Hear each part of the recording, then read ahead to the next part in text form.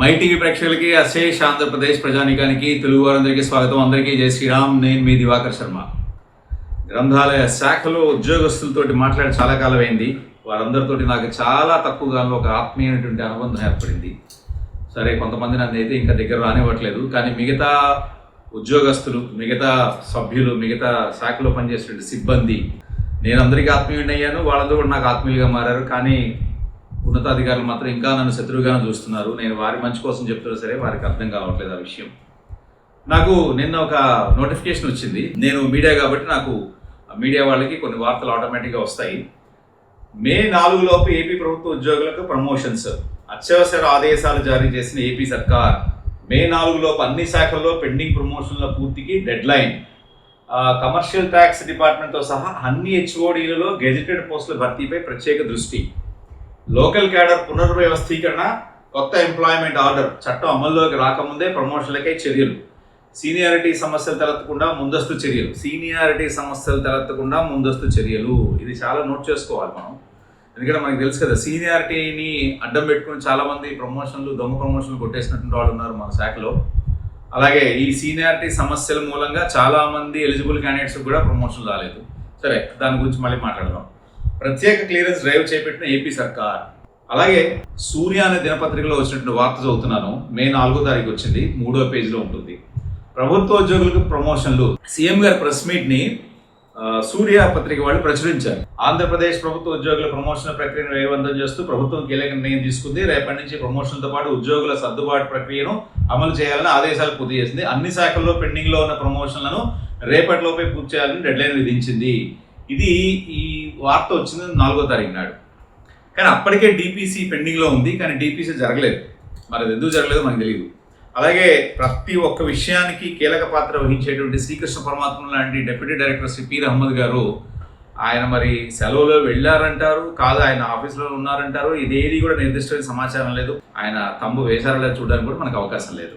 సరే, ఆయన ఒకవేళ ఉన్నారనుకున్నాం, ఆయన మనం విన్నట్టుగా ఆయన వెళ్ళారనుకుందాం, కానీ సెక్రటరీ గారు లేకపోవడం మూలంగా DPC జరగలేట.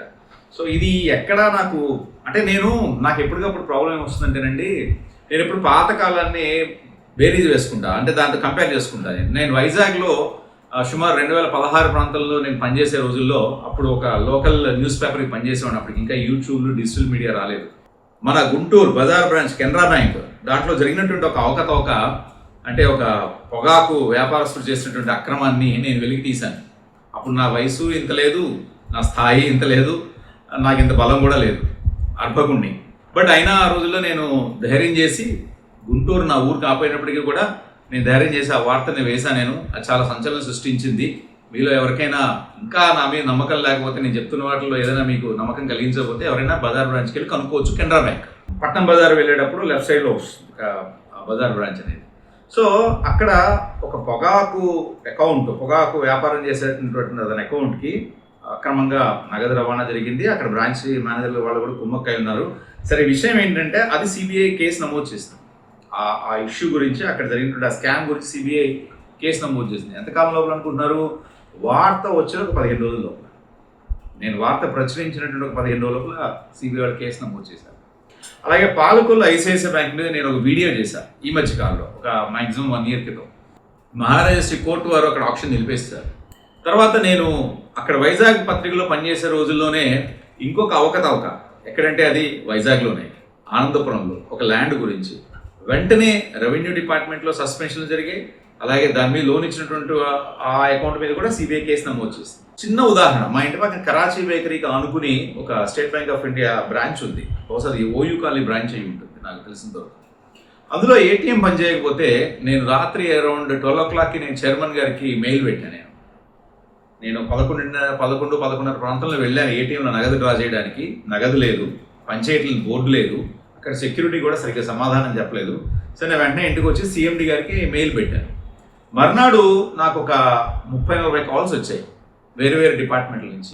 Vigilance department, local regional office, AO, administrative office, ఇలాంటి అన్నిటి నుంచి కూడా ఒక 30-40 కాల్స్ వచ్చాయి. ఆ బ్రాంచ్ మేనేజర్ గారు మా ఇంటికి వచ్చాడు. సార్, చిన్న విషయాన్ని ఎందుకు ఎస్కలేట్ చేశారండి అన్నాడు. మీకు చిన్న విషయం కావచ్చు అంటే, అదే టైంలో హాస్పిటల్కి వెళ్ళాల్సిన పరిస్థితులు ఉన్నటువంటి వాళ్ళకి నగదు లేకపోతే ఏం చేయాలండి అని అడిగాడు. ఆయన సారీ చెప్పి వెళ్ళిపోయాడు. సో తప్పు చేయడం తప్పు కాదు, తప్పుని ఒప్పుకోకపోవడం తప్పు. సో డిపిసి ఎందుకు పెట్టలేదు దానికి మనకి నిర్దిష్టమైన కారణాలు లేవు.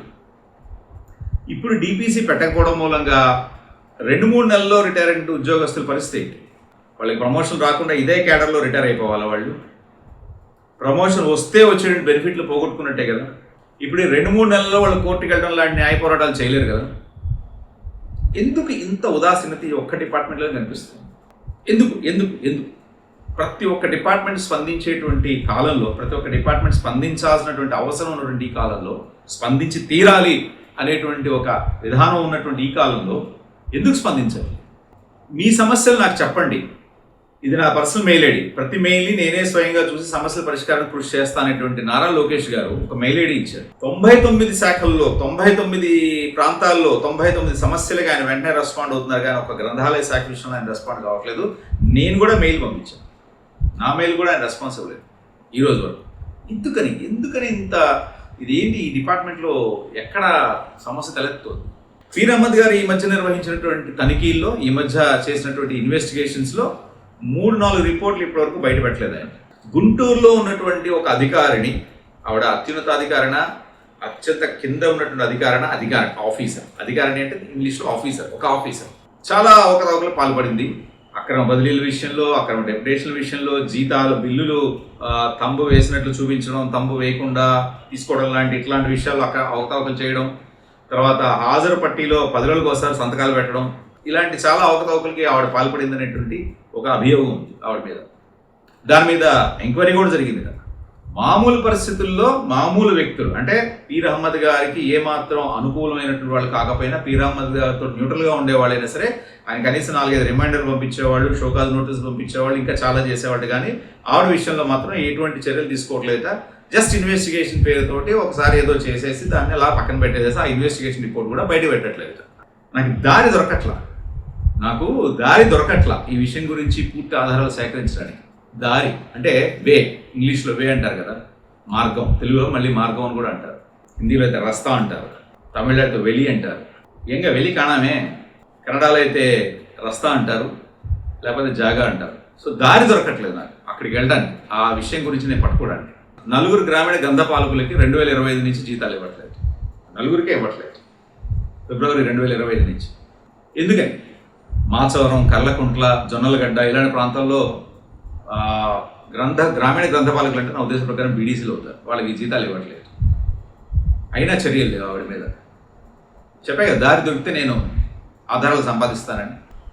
ఒంగోలు సెక్రటరీ మీద ఎంక్వైరీ చేసి 1 year అయింది, ఇప్పటివరకు అతిగతి లేదు. అలాగే నెల్లూరు ఎఫ్ఏసి, ఆయన మీద కూడా ఒక సుమారుగా 50 లక్షల రూపాయలు ఫ్రాడ్, 50 లక్షలు ఇంకా అంతకంటే ఎక్కువ ఫ్రాడ్ మీద ఇన్వెస్టిగేషన్ చేసి, కంప్లైంట్ కాదు ఇన్వెస్టిగేషన్ చేసి, అంటే కంప్లైంట్ స్టేజ్ దాటిపై నెక్స్ట్ స్టేజ్ చేసి ఇప్పటికి చాలా కాలం అయింది, కానీ ఇంతవరకు చర్యలు లేవు. ఏదో చిన్న పనిష్మెంట్ ఇచ్చి వదిలేస్తారు. ఎందుకు ఆ రిపోర్ట్లన్నీ బయటికి రావట్లేదు?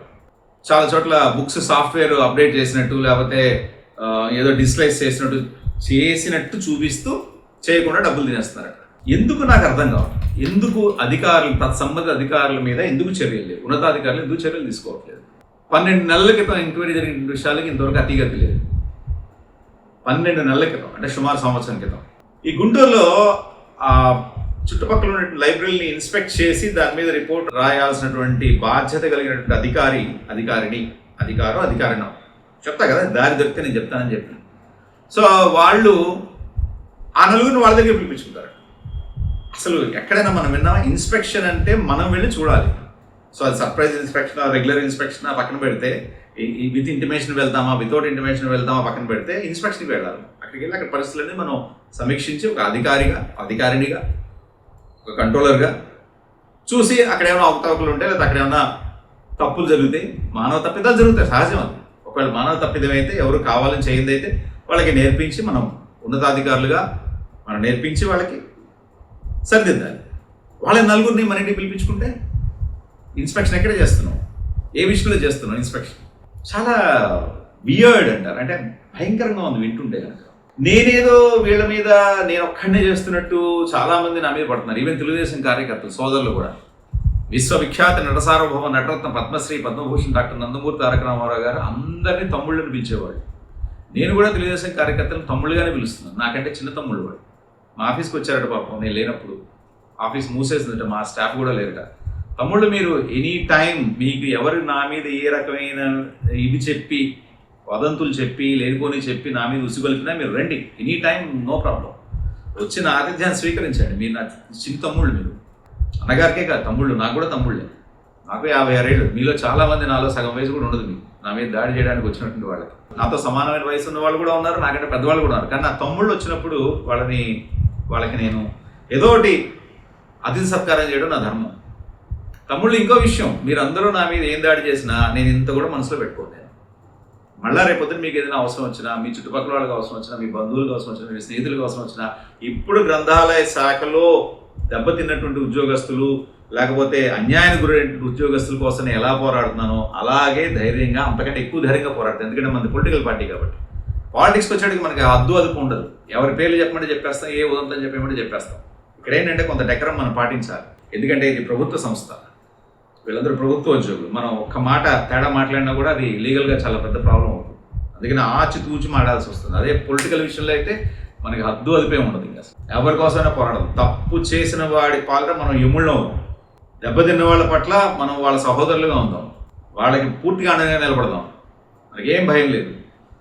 సో తెలుగుదేశం పార్టీకి ఎంతో అనుకూలంగా పేరు పొందినటువంటి, అంటే పొద్దున్న లేస్తే ఏబిఎన్ రాధాకృష్ణ అందరూ ట్రోల్ చేస్తుంటారు.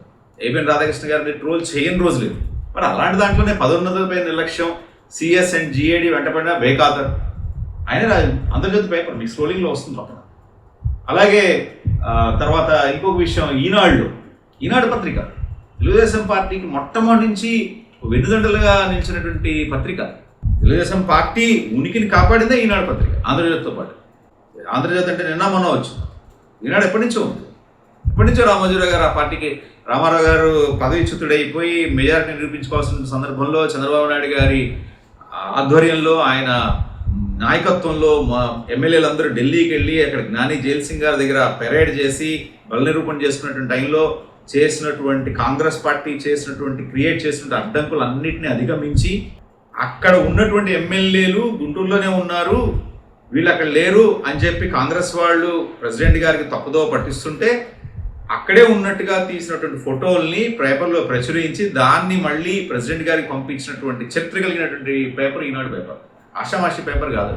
సరే వాళ్ళు ఎదుర్కొంటున్నటువంటి అపవాదులు అవన్నీ వేరే సంగతి, అవన్నీ పెద్ద పెద్ద విషయాలు, ఇన్కమ్ ట్యాక్స్ డిపార్ట్మెంట్కి వాటికి సంబంధించి. కానీ ప్రజల కోసం పనిచేసినటువంటి, ప్రజాస్వామ్యాన్ని నిలబెట్టడం కోసం పనిచేసినటువంటి పత్రికల్లో ఈనాడు పత్రిక కూడా ఒకటి. మరి వాళ్ళు రాస్తున్నారు జ్ఞానానికి 0 బడ్జెట్ అని. లైబ్రరీలు అంటే జ్ఞానమే కదండి, గ్రంథాలయ శాఖ అంటే జ్ఞానాన్ని ఇచ్చేది. పేరులోనే ఆలయం కలిగినటువంటి శాఖ అని చెప్పి నేను మొట్టమొదటి వీడియోలో చెప్పాను. నేను జ్ఞానానికి 0 బడ్జెట్ నేను చెప్పింది కాదు. ఈనాడు 5వ తారీఖు 5 మే 5 మే 2026. మరి గుంటూరు అధికారిని మీద చేసినటువంటి ఇన్వెస్టిగేషన్ రిపోర్ట్ ఏమైంది, ఎక్కడుంది, అది ఎందుకు చర్యలు తీసుకోవట్లేదు? అలాగే నెల్లూరు మీద ఎందుకు చర్యలు తీసుకోవట్లేదు? డిపిసి ఏమైంది? మీరు వెళ్ళారు ఉదయం 7:30కో 8:00కో వెళ్ళినట్టున్నారు, సెక్రటరీ గారు లేరు. 7:30, 8, 9, 10 ఏదో మీ టైం ప్రకారం మీరు వెళ్ళారు. అదే దాని గురించి ఇంకా పూర్తి డీటెయిల్స్ నాకు రావట్లేదు. ఏమైంది? ఇంకొక ఆశ్చర్యకరమైన విషయం ఏంటంటే, నాకు ఈరోజు మార్నింగే నాకు ఇన్ఫర్మేషన్ వచ్చింది దాని గురించి. అది కూడా పూర్తిగా ఇవ్వట్లేదు, భయపడుతున్నట్టున్నారు, ఎంప్లాయీస్ అందరూ కూడా భయపడుతున్నట్టున్నారు. సో వాళ్ళందరికీ ధైర్యం చెప్పాల్సినటువంటి అవసరం నాకు ఉంది. కానీ కొంతమంది సోదరులు అయితే మాత్రం ఆల్రెడీ లీగల్ యాక్షన్ స్టార్ట్ చేశారు. అటువంటి వాళ్ళు ఉన్నారు, భయపడుతున్న వాళ్ళు ఉన్నారు. రెండు వైపులా పదునైన కత్తిలా ఉంది ఈ గ్రంథాలయ శాఖ. RC number 30/B2 of 2000 dated 16/8/2000 DPLAP Hyderabad. దీని ప్రకారం ఉద్యోగస్తుల్ని ఏ రకంగా కూడా పంపించేటువంటి ఏర్పాటు చేయకూడదు, ఏ రకంగా కూడా పంపించకూడదు. ఒక్క కృష్ణా జిల్లాలో ఇప్పటివరకు మనకున్నటువంటి సమాచారం ప్రకారం ఒక్క కృష్ణా జిల్లాలో ఈ రోజు వరకు కృష్ణా జిల్లా రవికుమార్ గారి మీద నాకు ఎటువంటి ఎలిగేషన్ రాలా. అంటే చాలా మంది చాలా చెప్తున్నారు కానీ ఎటువంటి ప్రూఫ్స్ ఇవ్వట్లేదు, ఎటువంటి ఎలిగేషన్ చేయట్లేదు. సో అటువంటి రవికుమార్ గారి మీద ఈ అపవాదం ఎందుకు వస్తుందో, ఆయన దాన్ని ఎందుకు భరిస్తున్నారు? సార్, రవికుమార్ గారు మీ ఏరియాలో బీడీసీని ఇంటికి పంపించే కార్యక్రమం జరుగుతుందట. ఇది చాలా పక్కా ఇన్ఫర్మేషన్ మాకున్నది, విశ్వసనీయటువంటి సమాచారం. దానికి కావాల్సినటువంటి ప్రూఫ్స్, డాక్యుమెంటరీ ఎవిడెన్సెస్ కావాలంటే కూడా నేను సంపాదిస్తాను. కానీ ఈ రోజు వరకు, అంటే దాదాపు 60 రోజుల నుంచి మేము వీడియోలు చేస్తుంటే ఈ రోజు వరకు నాకు మీ గురించి ఎటువంటి కంప్లైంట్స్ ఆధారాలతో సహా ఎవరో 2-3 చెదురుమరుగా చెప్పారు. సాధారణం ఉంటుంది, ఏదైనా ఒక శాఖలో పనిచేసేటప్పుడు ఒకరి మీద ఒకరికి కోపాలు అనేవి ఉంటాయి. మీరు మంచి చేసినా దాని మీద శత్రుత్వం పెంచుకునేటువంటి వాళ్ళు కూడా ఉంటారు. అది వాళ్ళకి మంచి కాకపోయిండొచ్చు. సో ఎందుకని మీరు ఉపేక్షిస్తున్నారు? మీ ఒక్క జిల్లాలోనే ఇటువంటి అపవాదం మీరు ఎందుకు ఉపేక్షిస్తున్నారు? బీడీసీని ఇంటికి పంపించే కార్యక్రమం చేస్తే అది తర్వాత ఉద్యమం రూపంలోకి మారుతుంది. నాకు చాలా సందర్భాల్లో శ్రీకృష్ణ పాండవ్యం సినిమాలో ఎన్టీ రామారావు గారి పాట గుర్తుకొస్తుంది. మత్తు వదలరా నిద్దుర మత్తు వదలరా అనేది. దాంట్లో అనేకమైనటువంటి చరణాలు ఈ గ్రంథాలయ శాఖ అన్వయించబడతాయి. చెప్పటమే నా ధర్మం, వినకపోతే నీ కర్మం, సంథింగ్ అట్లాంటి స్టాంజర్స్ చాలా బాగుంటాయి. హెచ్చరికలు మీకు అనేక చోట్ల నుంచి వస్తున్నాయి సార్. గ్రంథాలయ శాఖ ఉన్నతాధికారులకి నేను విజ్ఞప్తి చేస్తున్నాను. మీకు హెచ్చరికలు, విన్నపాలు చాలా చోట్ల నుంచి వస్తున్నాయి, కానీ మీరు వాటిని వేటిని లెక్క చేయట్లేదు. మీ ధోరణిలో మీరు వెళ్ళిపోతున్నారు. Very soon they are going to disturb you legally. Especially Krishnamohan గారికి మరి నేను చెప్పే మాటలు కోపం తెప్పిస్తున్నాయో, నేను చెప్పే మాటలను లీగల్గా ఎలాగ ఎదుర్కోవాలనేటువంటి ఆలోచనలు మునిగిపోయి ఉన్నారో, ఇందులో మానవీయ కోణాలు కానీ, నైతిక విలువలు కానీ, లేకపోతే చట్టపరమైనటువంటి అంశాలను కానీ ఆయన పరిగణలోకి తీసుకోవట్లేదు. ఆయన ధోరణిలో ఆయన వెళ్ళిపోతున్నారు. నేను సమ్మర్ క్యాంపుల గురించి ఆయన్ని హెచ్చరిస్తే అదేదో నేను ఆయనకి శత్రువుగా మారి, లేకపోతే ఆయన శత్రువులాగా నేనేదో ఆయనకి అగెనిస్ట్గా చేశాను అనుకుని ఆయన ఎవరెవరినో ఫోన్లు చేసి బెదిరించడాలు. ఏ ఒక్క విషయానికి సరైన స్పందన ఉండదు. మరి పబ్లిక్ అంటే కృష్ణమోహన్ గారు ఏమనుకుంటున్నారు, డిపార్ట్మెంట్ ఆఫ్ పబ్లిక్ లైబ్రరీస్ ఏమనుకుంటున్నారు, మరి ఆయన ఎందుకు సమాధానం చెప్పరు? అంటే ఎంతమంది అడిగితే సమాధానం చెప్తారో మనకు నిజంగా అర్థం కావట్లేదు. సమ్మర్ క్యాంపుల గురించి నేను లెటర్ కూడా రాశాను, వీడియో చేశాను. వేరే వాళ్ళు కూడా చాలామంది లెటర్లు రాశారు. పైగా ఆయన ఎవరో ఒక ఆఫీసర్ గారు అంటారు అందరి తల్లిదండ్రులు చాలా ఆనందంగా పంపిస్తున్నారు పిల్లల్ని. మరి అటువంటి తల్లిదండ్రులు ఒకసారి మాకు మాట్లాడించవచ్చు కదా, మేము నోరు మూసు కూర్చుంటాం కదా నెక్స్ట్ డే నుంచి. మరి అలాగే ఎంప్లాయీస్ తోటి అవుతుందని చెప్పించండి. వాళ్ళు చాలా ఆనందంగా, ఆత్మసంతృప్తిగా, చాలా సిన్సియర్గా, చాలా గర్వంగా ఫీల్ అవుతూ ఈ సమ్మర్ క్యాంప్ నిర్వహిస్తున్నారేమో.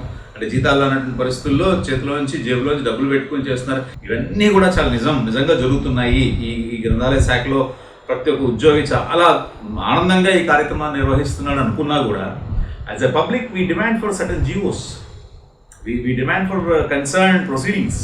మాకు జీవో కావాలి, ఆ ప్రొసీడింగ్స్ కావాలి. చూపించకపోతే దాని మీద మేము మళ్ళీ లీగల్ ఫైట్ చేయాల్సి వస్తుంది, చేసి తీరుతాం.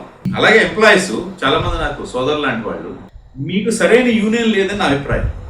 మీకు సరైన యూనియన్ లీడరు, సరైన యూనియన్ లేదని నా అభిప్రాయం.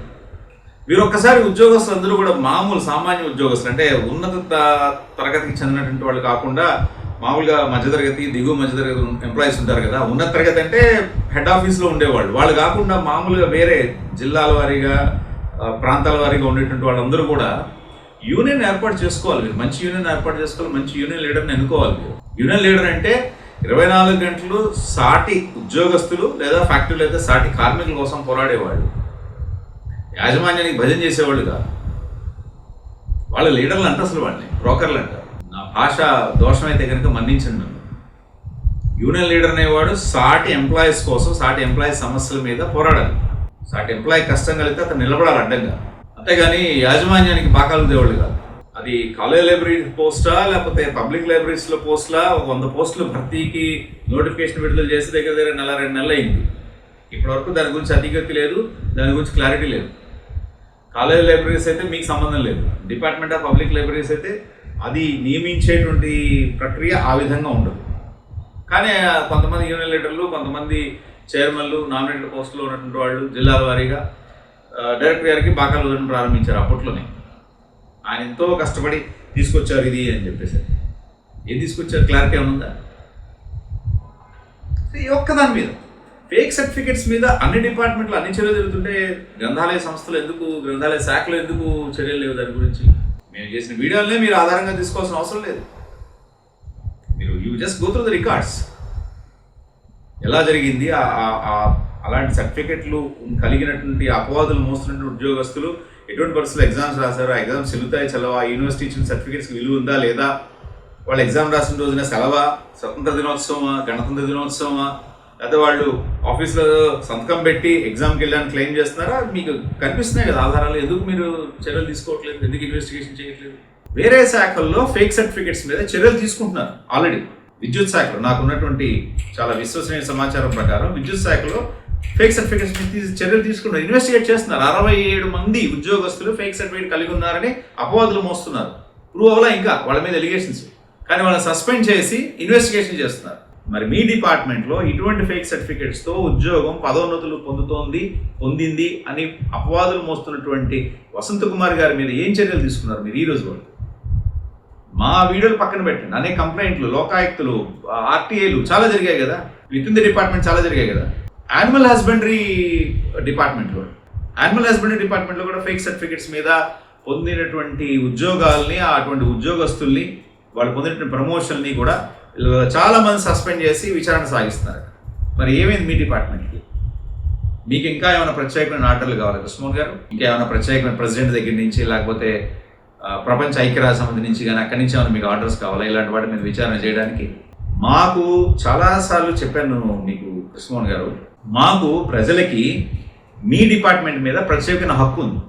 ఎందుకంటే మేము ఎడ్యుకేషన్ సెస్ పే చేస్తాం, పన్నుల రూపంలో కాదు, ఎక్స్ట్రా సెస్ పే చేస్తాం. సో మరి మీరు దయచేసి నా మాటలకి, లేకపోతే నా పోటీ వాళ్ళ మాటలకి కనీసం ఈనాడు లాంటి పత్రికల కన్నా మాకు విలువ ఇవ్వండి. మీరు ప్రక్షాళన ప్రారంభించండి, బీడీసీలకు అన్యాయం చేయకండి. పేపర్లు ఆపేయటాలు ఇట్లాంటివన్నీ చేస్తే ఉద్యమ రూపం దాలుస్తుంది సార్. చివరికి ఇది మీడియాలో విశ్లేషణతో ఆగకుండా ఉద్యమానికి దారితీస్తుంది. మీరు మీడియాలో వచ్చే విశ్లేషణలు అయితే విస్మరించగలరు, లేకపోతే పక్కన పెట్టేయగలరు, లేకపోతే నెగ్లెక్ట్ చేయగలరు. ఉద్యమాన్ని ఎలా నెగ్లెక్ట్ చేస్తారు, కోర్టు కేసును ఎలా నెగ్లెక్ట్ చేస్తారు, ఎలా హ్యాండిల్ చేస్తారు, అంత అవసరమే వచ్చింది మీకు. అక్కడ దాకా తీసుకెళ్లాల్సిన అవసరమే వచ్చింది. ఎందుకని ట్రాన్స్ఫర్ చేయట్లేదు సాయికృష్ణ గారిని? 12 ఏళ్ల నుంచి డెప్యుటేషన్ మీద ఉండొచ్చు ఆయన. ఎందుకు పి రామన్ గారి మీద మీరు ఇన్వెస్టిగేషన్కి ఆర్డర్ ఇవ్వట్లేదు? ఎవరో వచ్చి బలంగా మిమ్మల్ని ఒక అంకుశం తీసుకుని, చట్టపరమైనటువంటి అంకుశాన్ని తీసుకుని కోర్టు నుంచి ఆర్డర్ తీసుకొచ్చి మిమ్మల్ని గట్టిగా ప్రశ్నిస్తే కానీ మీరు ఆ చర్యలు తీసుకోవడం ప్రారంభించరా? చైర్మన్ గారు ఒక్కరి వల్ల ఏమవుతుందండి? ఆయనకి పాపం సగం ఇన్ఫర్మేషన్ ఉంటుంది, సగం ఇన్ఫర్మేషన్ ఉండట్లేదు. నాకు బాగా విశ్వసనీయంగా తెలిసింది ఏంటంటే, చైర్మన్ గారు ఆయన మిత్రులంతా చెప్తారు కదా, ఏంటంటే మీ డిపార్ట్మెంట్ గురించి ఇలాంటి వీడియోలు వస్తున్నాయంటే అని చెప్పేసి, ఆయన పాపం చాలా బాధపడ్డారు. విషయం నిజంగా నా దృష్టి దగ్గర రాలేదంటే, వస్తే కనుక నేను ఖచ్చితంగా చర్యలు తీసుకుంటాను. పెన్షనర్లకి పెన్షన్ రాకపోయినా, బీడీసీలకి జీతాలు రాకపోయినా, ఇంకో సమస్య అయినా నేను ఖచ్చితంగా దాని గురించి చర్యలు తీసుకుంటాను. నేను దివ్యాంగుల కార్పొరేషన్లో ఉన్నప్పుడు అలాగే చాలా చర్యలు తీసుకున్నాను, చాలా మంది బెనిఫిట్ చేశాను. ఆ బెనిఫిషరీస్ కూడా చెప్పారు నాకు. కోటేశ్వర గారు ఆ డిపార్ట్మెంట్లో ఉన్నప్పుడు వాళ్ళందరికీ కూడా ఎంతో మంచి చేశారు. సో ఇప్పుడు ఈ గ్రంథాలయ శాఖలో బాధపడుతున్న వాళ్ళు కూడా ఈ విషయాన్ని బాగా శ్రద్ధ పెట్టి వినాలి.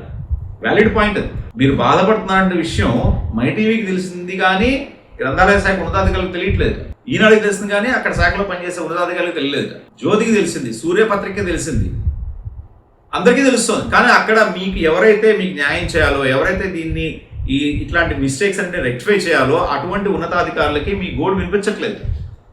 మరి మీరు లిఖితపూర్వకంగా ఇవ్వకపోవడం మీ తప్పే అవుతుందిగా. ఎవరైతే ఏ బాధ్యత పడుతున్నారో వాళ్ళు లిఖితపూర్వకంగా, అయ్యా నేను ఫలానా సంస్థ నుంచి నేను బాధపడుతున్నాను, నాకు జీతం రాలేదు, నాకు ప్రమోషన్ రాలేదు, లేకపోతే నాకు ట్రాన్స్ఫర్ కాలేదు, నాకు ఇలా అన్యాయం జరిగింది, నాకు రావాల్సిన ప్రమోషన్ ఇంకోళ్ళు ఎవరో కొట్టేశారు, ఇలాంటివన్నీ మీరు ఉన్నతాధికారుల దృష్టికి తీసుకెళ్తేనే కదా వాళ్ళు చర్యలు తీసుకున్నారా తీసుకోలేదనే దానికి మేము బేరీజ్ వేసేది. లేకపోతే న్యాయస్థానం అదే అడుగుతుంది కదా మిమ్మల్ని. ఎవడో నా బోటి కూడా ఒక కేసు వేస్తాడు అనుకుందాం, పబ్లిక్ ఇంట్రెస్ట్ లిటిగేషన్, మా నారా లోకేష్ గారికి ఎటువంటి అపవాదులు రాకూడదని, లేదా శాఖ బాగుపడాలని అనుకుందాం. కొంతసేపు కోర్టు అడుగుతుంది కదా, మీరు ఏమన్నా వాళ్ళకి రిప్రజెంటేషన్ ఇచ్చారా అని. ఎంతసేపు మై టీవీ లెటర్లు తెప్పిస్తే మీరు ఎవరు లెటర్లు రాసినటువంటి దాఖలాలు లేవే.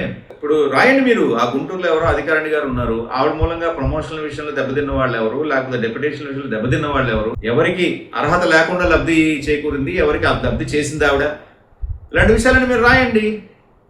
లేకపోతే ఆధారాలతో సహా చూపించండి. మీ దగ్గర వీడియోలు ఉన్నాయని కొంతమంది అంటున్నారు కదా, డబ్బులు చేతులు మారినప్పుడు ఈ ప్రమోషన్ల విషయంలో, డెప్యుటేషన్ల విషయంలో, దాన్ని ఏమంటారంటే ఈ ఇన్స్పెక్షన్ల విషయంలో డబ్బులు చేతులు మారిన సందర్భాల్లో కొన్ని వీడియోలు కూడా ఉన్నాయండి అని అన్నారు నాకు ఫోన్ చేసి. ఏవి ఆ వీడియోలు ఏవి బయట పెట్టండి, అప్పుడే కదా మేము కూడా పేరుతో సహా బయటపడగలిగేది. లేకపోతే కోర్టు కూడా రేపొద్దున మన పిటిషన్ స్వీకరించేది. మెయింటైనబిలిటీ అంటారు కోర్టులో. కోర్టు అంటే ఆషామాషి కాదు, ఎవరు వెళ్తే వాడు వెళ్ళగానే కోర్టులో ప్రతి పిటిషన్ యాక్సెప్ట్ అవ్వదు, మెయింటైనబిలిటీ చూస్తారు. సో స్పందన అనేది ఎక్కడైతే ఉంటుందో, ఒక వెంటనే ఫాలోఅప్స్ ఎక్కడైతే ఉంటాయో అక్కడ మనకి సత్వర న్యాయం దొరుకుతుంది. మేము ఊరికినే 60-70 వీడియోలు చేసినంత మాత్రం ఉపయోగమే లేదు. అయితే మీరు లెటర్లు రాసి 1-2 సార్లు వాళ్ళకి ఫాలోఅప్ చేసి అప్పటికీ మీ సమస్య పరిష్కారం కాకపోతే మాలాంటి వాళ్ళ దగ్గరికి వచ్చి మా ద్వారా కానీ మీ సొంతంగా కానీ మీరు కోర్టుకు వెళ్తే ఉపయోగం ఉంటుంది, డెఫినెట్గా ఉపయోగం ఉంటుంది. శిక్ష కూడా అప్పుడు చాలా ఎక్కువ రేంజ్లో ఉంటుంది. కానీ మరి ఈ ఎక్సర్సైజ్ చేయకుండా వెళ్ళకూడదు.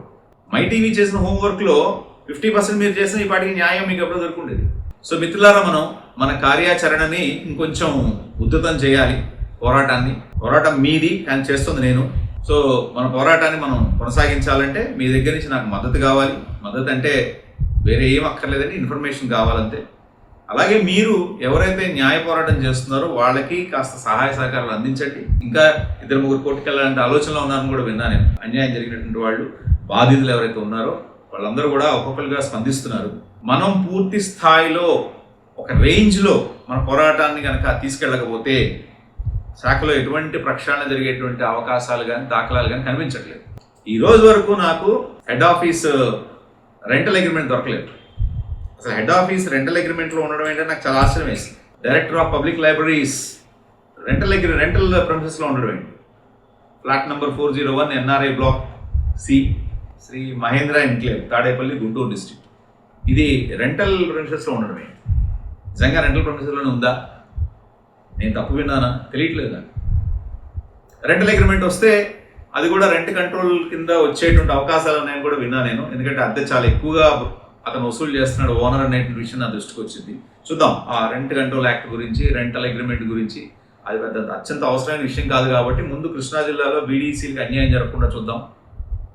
అలాగే వేరే చోట కూడా బీడీసీలు ఎవరికి కూడా అన్యాయం జరగకుండా చూద్దాం. ఏ ఒక్క సోదరుడికైనా సరే, అది బీడీసీలే కావచ్చు, కాంట్రాక్ట్ ఉద్యోగస్తులు కావచ్చు, లేకపోతే పార్ట్ టైం ఉద్యోగస్తులు కావచ్చు, అవుట్ సోర్సింగ్ వాళ్ళు కావచ్చు, రెగ్యులర్ ఎంప్లాయీస్ కావచ్చు, ఎవరైనా సరే అందరూ మన సోదరులే. అందరూ చక్కగా 2 పూట్ల తిండి తినాలి, అందరూ చక్కగా సుభిక్షంగా ఉండాలి. ఎవరో ఒకళ్ళ ఇంట్లో పరమాన్నం వండుకుని ఇంకోళ్ళ ఇంట్లో పచ్చడి మెతులు తింటే కుదరదు. సో సోదరులారా, నేను ఎప్పుడు మిమ్మల్ని రిక్వెస్ట్ చేసే విధంగా దయచేసి నాకు మీకు తెలిసినటువంటి సమాచారాన్ని మీరు 1-2 సార్లు ధృవపరుచుకుని ఆధారాలతో సహా నాకు ఇస్తే మన పోరాటాన్ని తుది దశకి తీసుకెళ్ళిపోదాం. అంటే మనకు కావాల్సినటువంటి విధంగా గ్రంథాలయ శాఖ హెడ్ ఆఫీస్లో ప్రక్షాళన జరిపించుకుందాం. మనం చాలా పురోగతి సాధించామని చెప్పి నాకు కొంతమంది మిత్రులు ఫోన్ చేసి చెప్తున్నారు. సంతోషం, కానీ నాకైతే తృప్తి లేదు. ఎందుకంటే ఎవరెవరైతే వెళ్ళకపోతే, ఎవరెవరైతే అక్కడే ఇంకా ఉంటారో, పాతుకుపోయి ఉన్నారట వాళ్ళు. సరే, ఓకే, నో ప్రాబ్లం. వాళ్ళ పని వాళ్ళు చేసుకుంటే మన పని మనం చేసుకుంటాం. ఇందులో న్యాయ పోరాటాలు, లీగల్ ఇష్యూస్, కాంప్లికేషన్స్ చాలా ఉండనివ్వండి, ఇబ్బంది ఏం లేదు. మనం దేనికైనా భయపడతాయి కదా. మీకు భయం లేదు, నాకు భయం లేదు, చేస్తుంది న్యాయ పోరాటం కాబట్టి.